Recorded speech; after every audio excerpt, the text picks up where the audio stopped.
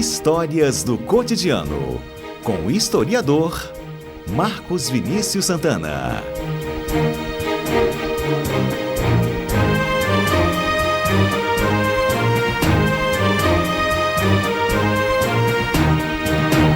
Agora sim, vinheta para o Marcos Vinícius Santana entrar no ar oficialmente. Oficialmente. E agora sim, a Patrícia Valim fala o número para onde você vai mandar mensagem para a gente. 992-994297. E se os nossos ouvintes, né, Johnny, estiverem nos ouvindo de algum canto, de algum bairro específico do município da... Eu sempre fico na... Já tenho uma dúvida, Johnny. Da ou de? Da Serra ou de Serra? Os ouvintes podem nos ajudar, que eu sempre fico com essa dúvida aí. Eu, enquanto morador da Serra, eu falo da cidade da Serra. A gente fala em Serra também, né? Serra também. Você vai na Serra, eu vou em Serra. Você fala o quê? Eu falo na Serra. Na Serra, eu também. Pra Serra, eu falo assim. Eu ouço muita gente falar assim, mas eu sou do município de Serra. Eu falo assim, eu sou O D eu ouço um pouquinho menos, mas em Serra eu ouço mais. Eu acredito que seja da cidade. Da cidade. Eu costumo dizer, eu acho que isso aí é de acordo com o que a comunidade escolhe para se dizer. Como que a comunidade... Isso é muito comum também, por exemplo, os nomes das escolas de samba. Perguntando se é da pega no samba ou do pega no samba, na Salgueiro ou do Salgueiro. E acho que a gramática é o de menos. É como a comunidade escolhe e como ela se denomina, né? Então, um pertencimento ali, né? Aquele grupo ali. Exatamente. E, do Recife ou de Recife. Isso aí. Isso são também, muitas variações, né? Então... E essa cidade aí, Marcos Vinícius, que surgiu e é a maior hoje do Espírito Santo, maior economia do estado? Vocês sabem por que o nome Serra? Não faço ideia. Serra é alusão ao mestre Álvaro, né? Tiveram 3 nomes, mais pra frente a gente vai falar, mas em relação à elevação que hoje a gente conhece como mestre Álvaro, né? Que é extremamente imponente. Eu acho que vários lugares da ilha de Vitória, da parte continental e também de Cariacica, a gente consegue vê-lo, de Vila Velha também, enfim. É um rochoso extremamente imponente para a região ali da Grande Vitória. O nome Mestre Álvaro aí já tem algumas variações, alguns dizem que era uma pessoa que morava lá, se chamava Mestre Álvaro, ele era um mestre na questão da carpintaria, então sempre se fazia alusão a ele, né, que precisava de alguma coisa, aí vai lá no Mestre Álvaro, então ficou alusão ao granito. Outros já se fala que Dom Pedro II, quando veio aqui, uma pessoa falou para ele que o rochoso, na verdade, né, o monte, de alguma forma guiava os navios que passavam por aqui, para saber que estava chegando, de fato, a Grande Vitória, né, aquela concepção que hoje a gente tem essa concepção de Grande Vitória, estava chegando, conseguia avistar porque via aquela montanha no fundo. E aí, num determinado momento, um capitão de navio, o mestre de navio, que se chamava Álvaro, ficou encantado com o rochoso e acabou apelidando o monte, né? E assim, eu não, acho que memória oral, né? Com relatos orais, a gente acaba tendo várias versões, mas a cidade da Serra, o nome é alusão a isso. E aí, pra gente começar... Não tem nada oficial até hoje, tem 2 histórias interessantes que são... 2 versões, a gente não tem assim uma... Quando a gente fala da história que tem a oralidade como principal fonte, a gente acaba tendo várias versões, o que importa é dar potencialidade a essa pluralidade, na verdade, né? As várias versões que tem é o que denomina, o que justifica de fato a história daquela localização. Então, no caso da Serra, da cidade em si, gente, a gente precisa ir lá no Rio de Janeiro, na verdade, para contar a história da Serra. Que era uma briga entre grupos indígenas que acontecia lá, principalmente que habitavam a Baía de Guanabara, que eram os Temiminós e os Tamoios, né? Eles ocupavam ali aquela região e, com o passar do tempo, a partir da colonização, eles começaram a fazer algumas alianças, porque os franceses constantemente tentavam invadir o território onde hoje é o Rio de Janeiro, chegaram a fundar ali a França Antártica, etc. Então, existia uma briga entre portugueses e franceses e os tamoios e os temiminós. E aí, num determinado momento, os temiminós se aliaram aos portugueses e os tamoios aos franceses. Então, ficou ali como se fossem colonizadores juntos dos indígenas, lutando contra colonizadores indígenas, né? E existia lá uma ilha chamada Ilha de Paranapuã, que em tradução português seria como seio do mar, no meio do mar, né? E hoje vem a ser a Ilha do Governador. Ali habitava uma povoação indígena que tinha como líder o Maracajaguaçu. Maracajaguaçu, em tradução, seria algo como gato grande ou líder dos gatos, porque a comunidade dele era muito ligada à questão dos felinos, né? Então, o nome dele era como se ele fosse líder disso aí. E ele era um temimimó, e ele começou a sofrer alguns ataques indígenas dos tamoios e dos franceses. E nessa aliança que existia com Portugal, ele pede a Vasco Fernandes Coutinho uma ajuda militar para que pudesse ir até o Rio de Janeiro, ou ajudar de forma, né, direta, ou que trouxesse ele para o Espírito Santo para que ele pudesse se fortificar e depois voltar para o Rio de Janeiro de volta. E isso acontece, né, ali por volta de 1550, 1560. O Vasco Fernandes Coutinho já vinha sofrendo aqui com ataques indígenas também e viu nisso aí uma ótima oportunidade de exercer mais uma aliança militar. Então ele manda, né, um destacamento militar para poder resgatar Maracajaguaçu e sua tribo e sua comunidade, e eles vêm para cá e fundam no pé do mestre Álvaro uma taba, que eles chamavam na época, né, que seria comunidade indígena, uma aldeia indígena, e essa comunidade ela é fundada como Aldeia de Nossa Senhora da Conceição. Caramba! O primeiro nome daquela povoação é Aldeia de Nossa Senhora da Conceição, e é colocado como fundadores oficiais da cidade o Maracajaguaçu e o padre Brás Lourenço, que seria é um padre jesuíta, né? Os jesuítas naquela época eram uma irmandade religiosa, mas que aqui no Brasil eles exerciam essa função de catequizar, e essa catequização obviamente estava diretamente ligada à dominação, à educação do indígena, né? Então essas pequenas povoações ou grandes povoações eram povoações lideradas por indígenas. E os indígenas já estavam aqui, né? Outra etnia diferente do Rio de Janeiro, que também era combativa. Também combativa. E assim, até para falar também sobre o próprio mestre Álvaro, a gente pode usar como alusão, por exemplo, Mochuara. Algumas das traduções do nome Mochuara significa pedra irmã. E provavelmente a outra irmã dessa pedra era o mestre Álvaro. Então provavelmente o mestre Álvaro também tinha um nome indígena, né? Existia até uma lenda que uma bola de fogo num determinado momento do ano, faz uma ligação entre o mestre Álvaro e o Mochuara, em cima de uma lenda indígena. Então aquele local provavelmente era habitado por indígenas, por outros povos, né? E ali em 1500 e... Como é que eu sou meio ruim de ano também, né? Mas por volta de 1555, por aí, 1560, a gente já vê uma alusão a uma igreja que já tinha naquela povoação. Então, mais ou menos nesse período, é fundada a povoação que inicialmente vai posteriormente dar origem à cidade da Serra, né? A gente tem indícios disso hoje lá ainda na Serra? A gente consegue visitar ou tudo isso foi perdido? Não, Marcos? pouquíssimo. A gente tem de indício, assim, a igreja matriz, né, que é a paróquia de Nossa Senhora da Conceição da Serra, que é ali na parte central, e essa paróquia, eu vou falar um pouquinho mais para frente, é o que tem como marco inicial, que a gente tem como marco de fundação, de fato, da cidade, e faz alusão até o 8 de dezembro, que foi o feriado a data que nós vemos hoje, que por muito tempo foi feriado no Brasil, em Vitória e algumas cidades do Espírito Santo. Mas de referência, assim, é mais na questão da história mesmo, nos livros, né? Então a gente tem essa questão que começa lá no Rio de Janeiro. Isso. Esse homem é trazido para cá e ele é que funda a Serra. Ele, junto com o Brás Lourenço, funda a Serra. E o que é curioso se dizer também, gente, é que alguns relatos colocam que, ao pedir essa ajuda militar, Maracajaguaçu prometeu, por exemplo, que ele se converteria ao cristianismo, né? Seria batizado, ele chegou a ser batizado, a esposa dele foi batizada, a esposa dele, curiosamente, recebeu o nome de batismo de Branca. Imaginem, gente, uma indígena recebeu o nome de Branca, mas enfim. E aqui ele realmente recebeu de Vasco Fernandes Coutinho pompas de um grande líder mesmo, indígena como era, né? E aí ele funda aqui esse aldeamento.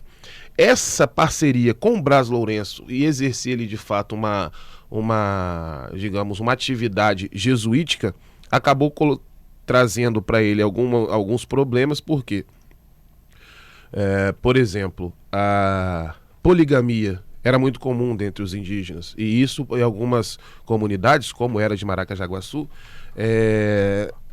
ditava a estrutura social de alguma forma, né? E aí, a partir do momento que você tem uma conversão e que seus valores são altamente ligados à questão do cristianismo, e isso é proibido, isso aí tem uma alteração na sua estrutura, né? Então isso acabou acarretando em alguns problemas com Maracajaguaçu. Mas, de alguma forma, para ele foi necessário, principalmente para a manutenção da unidade do seu povo. O curioso é que esse mesmo povoamento foi que posteriormente envia pessoas para que Mendes Sá pudesse, de alguma forma, Estácio de Sá e posteriormente Estácio de Sá, perdão, os portugueses que colonizaram e fundaram a cidade do Rio de Janeiro pudessem obter a vitória militar. Então foram, de alguma forma, uma povoação capixaba que enviou fortificação militar para que a cidade do Rio de Janeiro pudesse ser povoada. O filho de Maracajagaçu, gente, nada mais ou foi, no caso, Araribóia. Araribóia, que tem a estátua dele lá no Saldanha, né, e é um dos fundadores da cidade de Niterói. Entendi. Era como se fosse um centro de treinamento aqui, militar, aproveitar a estrutura, os indígenas que estavam aqui, a figura de um próprio indígena, e foram lá para o Rio de Janeiro. É como se fosse uma fuga, né? Um local, a fuga para um local mais fortificado, para que eles pudessem, de alguma forma, se reestabelecer diante daqueles de diversos revés militares, e a partir daí combater e reconquistar o seu local, que era no Rio de Janeiro. E como é que a cidade foi crescendo, Marcos? A cidade foi crescendo através de plantações, né, de fazendas. A cidade da Serra sempre foi muito ligada à questão das fazendas. Quando a gente falou, por exemplo, da revolta de Queimado, a gente falou muito sobre isso, que o entorno, né, era muito aquela coisa da questão agrícola mesmo, né, de cultivo, de crescimento de cana-de-açúcar, de farinha de mandioca, até de madeira, né, de extração de madeira. E a cidade foi crescendo muito em torno também da proximidade com Vitória, a facilidade de conexão com algumas questões, com alguns locais do interior, através do Rio Santa Maria, né, a chegada do Rio de Santa Maria. Então, de alguma forma, aquela região era como se fosse um entreposto muito importante. Não só a parte de Queimado, também da Serra Sede, ali Nova Almeida também, que já tinha um destacamento, uma povoação muito em cima, desenvolvida através do Jesuíta, onde hoje ali tem a Igreja dos Reis Magos, que é um local muito legal de se visitar também, né? E aí, com o passar do tempo, a cidade foi crescendo. E aí ela passa por alguns momentos que eu trago aqui. Primeiro, ela é elevada à freguesia em 1752, e essa efetivação só acontece em 1769, que é a construção da igreja, que é a igreja matriz que tem lá da Serra hoje. Essa elevação, né, a construção de fato, ela acontece simbolicamente no dia 8 de dezembro, que é o dia de Nossa Senhora da Conceição, e é a data que é afirmada aí como fundação da cidade de alguma forma, né? Ela é colocada na categoria de vila em 1822, isso aí vem dentro de um processo de independência do Brasil, né, que aí vem toda a questão administrativa, de se efetivar a vila e tudo, mas era vinculada ao município de Vitória, e aí torna-se município em 1883. Os 3 nomes que a cidade tem, que eu cheguei a dizer, né? Inicialmente, Aldeia de Nossa Senhora da Conceição, em seguida passou a ser Conceição da Serra e finalmente Serra. Teve um processo aí, a gente está falando de 1800, né? Até lá tiveram as chegadas de novos povos, né? Isso. A revolta de Queimados, depois você falou pra gente, também foi um movimento muito importante que tem a ver com a composição da cidade hoje, né? Totalmente com a composição da cidade. A gente falou aqui sobre a importância, por exemplo, cultural de São Benedito. Isso está diretamente ligado à formação negra, na formação da sociedade, né? Essa formação negra está diretamente ligada também a essa questão da fazenda, que era a mão de obra majoritária. Quando a gente fala, por exemplo, de Queimado, não foi a primeira revolta escravizada ali da região. O próprio Afonso Cláudio já coloca, que foi quem escreveu a principal obra sobre a insurreição de Queimado, ele coloca que anteriormente já tinha existido uma revolta. Então, de alguma forma, hoje, a festa de São Benedito, né? Por que a gente fala de São Benedito, gente? Porque o culto a São Benedito, no Brasil, ele foi muito movimentado pelos negros. E isso acontecia diretamente por causa da identificação com a cor. São Benedito é um santo negro, né? Ele era filho de etíopes, mas viveu na Itália, e lá na Itália que ele entrou para a Igreja Católica e tudo. Mas essa identificação era muito grande por causa da cor. Então, que existe hoje... A gente tem muita ligação, por exemplo, com o sincretismo, com as religiões de matriz africanas e entidades africanas, né?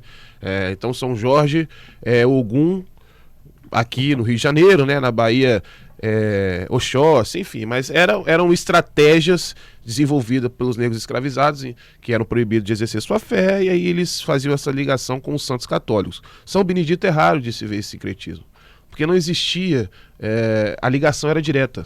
A identificação era total. E era só pela cor ali. Era só pela cor. E diretamente ligada à cor, São Benedito, o Santo Negro.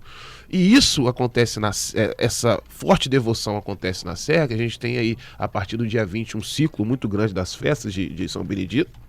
A gente ouviu o Congo aí no começo e tudo, que é uma música e cultura São Benedito muito forte também, um estilo musical que musical e cultural, né? Que cultua muito São Benedito, muito em cima disso. Porque é aquela região que se desenvolveu muito em cima dessa questão de fazendas, tendo a mão de obra escravizada como mantenedora daquele sistema. E a partir daí existe a construção de sociedade formada pela cultura negra.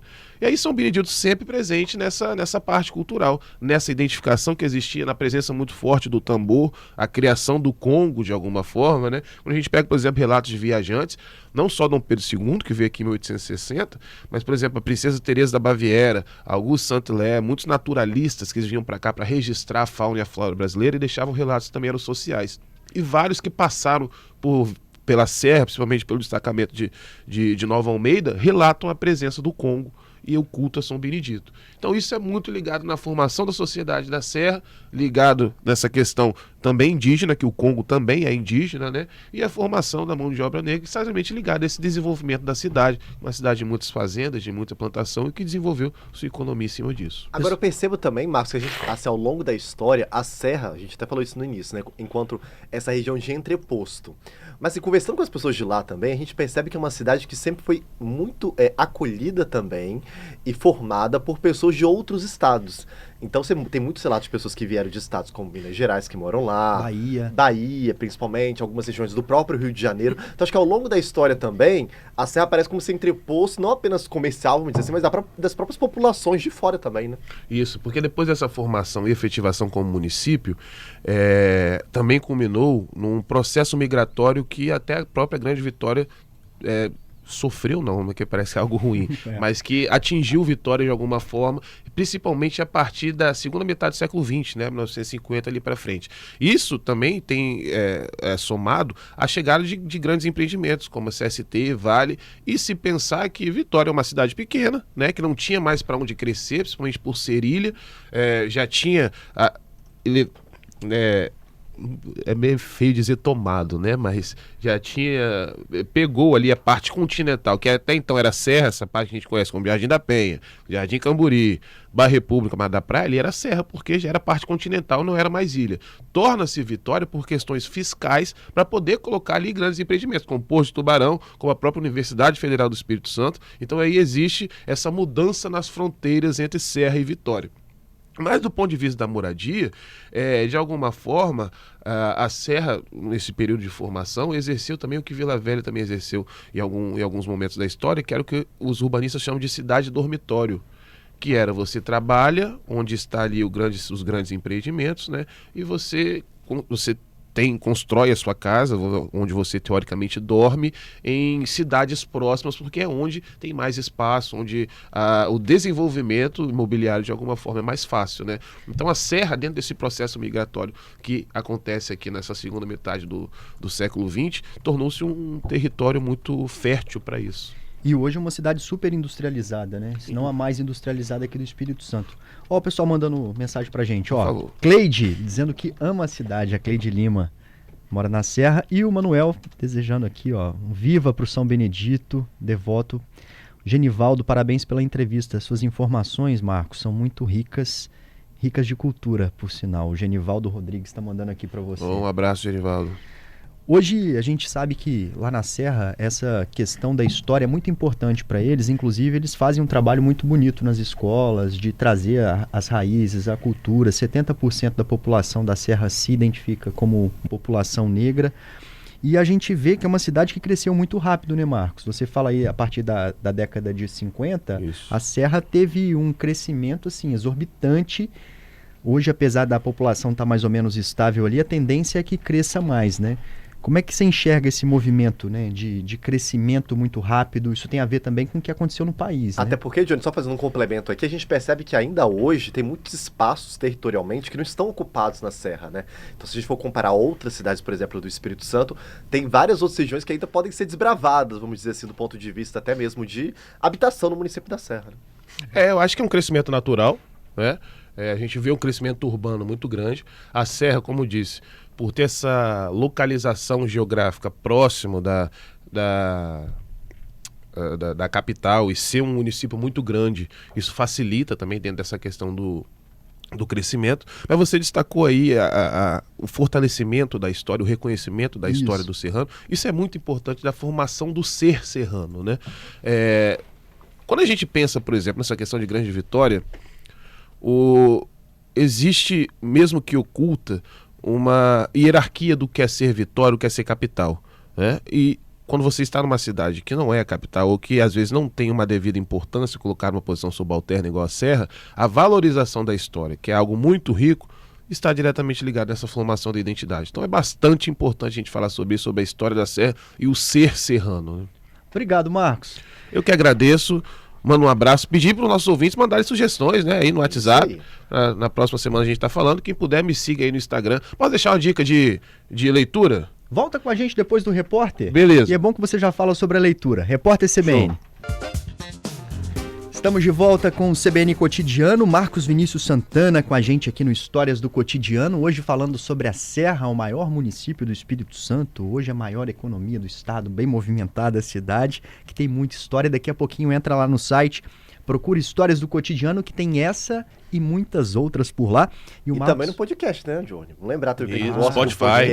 Também, lá no Spotify também, Histórias do Cotidiano. É bom, Johnny, que dá pra ouvir depois com calma ali, aí você pausa, ouve volta um pouquinho, ouve de novo, compartilha com os amigos, entendeu? Então pra quem gosta da era do podcast, como a gente fala também, CBN Vitória e CBN Cotidiano também lá no podcast. E hoje tem livro aqui. Hoje tem. Não, né? Sempre tem, né, Sempre trago uma dica de leitura, para o povo ficar mais inteirado da nossa história. E hoje eu trouxe o Donatários, Colonos, Índios e Jesuítas, da Nara Saleto, publicado, início da colonização do Espírito Santo, publicado pelo Arquivo Público do Estado, que está disponível de graça na internet, em PDF, né? Esse aqui fala um pouco de Maracajaguaçu, Vasco Fernandes Coutinho e outros personagens, né, da nossa colonização. Então é só entrar lá no site do Arquivo Público e achar, e fazer hoje uma referência ao Clério José Borges, que é o maior historiador sobre a história da Serra. Tudo é com ele que sabe. Então não tem aí uma obra específica, ele tem várias, fala sobre vários elementos da história da Serra. Então quem puder pesquisar aí, pesquisa o historiador Clério José, um abraço para ele. E é isso, gente. E quem quiser saber mais um pouquinho, também no meu Instagram, Santana Marcos, com o Vinícius, que o Mário não gosta desse arroba, mas... É o quê? Santana Marcos com o Vinícius. Ele falou que é muito difícil de achar, então tem que mudar isso. Então vou mudar. Ele falou assim que o arroba ali fica difícil de achar. Deixa eu fazer uma pergunta. Donatários, Colonos, Índios e Jesuítas, da Nara Saleto, é o livro que o Marcos Vinícius está indicando pra gente. Isso aí. A gente não usa mais índios, né? Não, indígenas, né? E por que, Marcos? Porque índio, na verdade, se for pensar na etimologia da palavra, fazia alusão a inimigo, né? Então fazia basicamente alusão a como se fosse algo, um inimigo seu, que de alguma forma queria o seu mal. E aí o indígena faz alusão ao povo indígena de alguma forma, então a gente tenta de alguma forma abolir essa palavra índio. Você acha que mudar a nomenclatura muda a forma como as pessoas enxergam determinados grupos? É como se enxerga, mas acho que nesse caso, não é a forma como a gente enxerga, né? Mas como o indígena de alguma forma reconhece essa palavra índio, que por algum momento também ficou muito pejorativo, né? A palavra, a questão indígena é muito importante se discutir, porque existe hoje essa concepção de que o indígena não pode usar tênis, que ele não pode ter acesso à tecnologia. Então a gente precisa discutir para se pensar o indígena como um povo, como uma referência histórica, que tem uma raiz histórica, mas que isso não impede de alguma forma o acesso a tudo que qualquer outro ser humano, né, tem acesso na nossa sociedade. Então isso é mais uma ação para a gente se discutir e pensar uma sociedade mais igualitária. Valeu, Marcos. Eu que agradeço. Semana que vem nós estamos aí. Mandem sugestões de conteúdo pra gente conversar. É isso aí. O telefone você já sabe, 992994297.